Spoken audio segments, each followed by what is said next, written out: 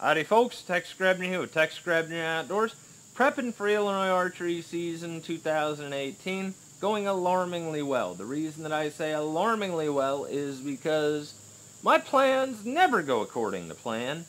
So when things start looking like they're going right, it makes me wonder what's gonna go wrong.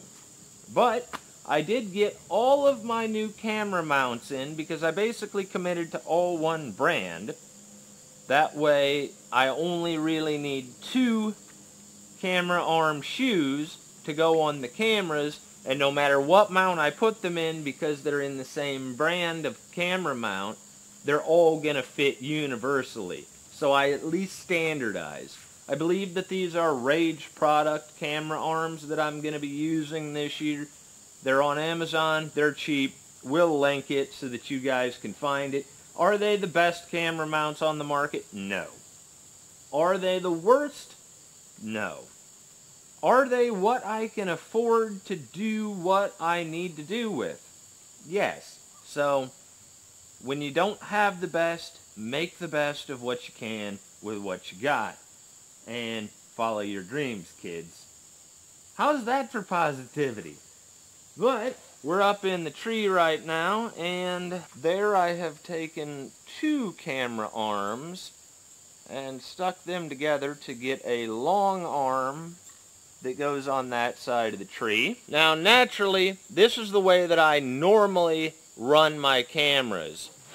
I normally would run my camera arms on the right side of the tree with my zoom rockers here so that I can run the camera with my right hand here, and so that it's out of the way. As it stands right now, I can stand up. As you can see, I'm in frame.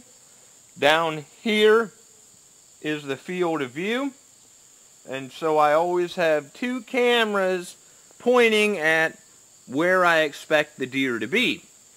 I've got my bow arm free, use the zoom rockers here to actually run the cameras, and hopefully some point in October, before it gets too miserable to hunt and enjoy hunting, there's going to be something standing down here, and I have yet to actually get the cattle out of here to where I can till this up for a fall plot. I guess I'm going to call this my 2018 tree stand tour, because that's basically all I'm doing, is putting these mounts on the trees and making sure that everything's going to work out good, getting stuff figured out, and getting you guys familiar with the stands that I'm going to be hunting this year on the property that I have access to. Down here is my chicory plot. Now it's looking pretty sorry right now because the cattle have tromped it out and basically grazed it down to bare dirt in some spots. Good news is that fusion blend that I put in seems to have germinated from the rain. So here's hoping that I have an edge in the high stakes game of whack-a-mole that is my Illinois Archery season. And maybe, just maybe, we'll break the whitetail curse. But I won't be holding my breath on that, because you can dream all you want up until that hour of darkness before dawn opening day. And all the dreams and hopes of an entire year go into that hour before dawn. When out there in the darkness, there is this phantasmagoria of shifting, misty darkness where anything is possible. And then the sun comes up and leaves you with the cold, brutal, sad reality that there's probably nothing coming to your stand. And this season is going to be just as empty as the last. But hunting is a visceral mystery, and you never really know, and you can't know you're not going to see shit unless you're in the stand not to see shit. This is the only stand that I have the camera on the left side of the tree. But I've also got it far enough out to where it will be out of the way. So if I stand up, I've got a whole bunch more room. I've also got that camera pointing in the direction that I expect the action to happen. So we've got two angles. So even if I have this one pointed in the wrong direction or the deer walks out of frame, this is a much wider angle where it's going to cover where the other one might leave off. Because there's one thing that you can always count on filming a hunt, and that is shit's gonna go wrong. But I've got this camera extended out to where I can run it with my right hand, even if it is still on the left side of the tree, different than how I run everything else. Now back here I have a bunch of walnut trees that they normally use for a rub line, and as you can see, this is all brown down through here because I've hit it with some Roundup.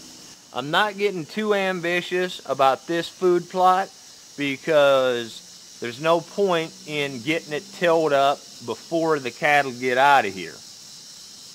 But I'm planning on putting in some Antler King honey hole with turnips, and I'm planning on putting in some Whitetail Institute wintergreens. Now, a food plot is generally useless until the crops come out and the weather gets cold. This is a tiny piece of pasture property in a sea of cropland. There's nothing to make these deer interested in this property. Not shit. So I'm going to attempt with some food plotting to give them a reason to come where I want them to be. But as a traditional bow hunter, I want them close. I'm talking, I want them close. Some guys want to brag about how far away they can shoot them, and that's fine. That ain't how I do business. I want that deer where I can't miss him. And so 20 yards is stretching it. I would prefer 15 or 10. Hell, I would like to count coup on a whitetail. Just because even if I go home empty-handed, being that close to an animal that is completely wild is a rush. So who's ready to get wild? As you guys might have noticed, days are getting shorter, which is good news because it means deer season's coming up fast. The bad news is, in Illinois, I'm not looking forward to wearing long johns every day for the next 5 months because I hate cold weather. But I'm here at Menards. Gonna go in here, see if I can't get a hold of some stuff to build a sound booth. Try and do some better voiceover work this year for Illinois Archery season 2018. See what I can come up with.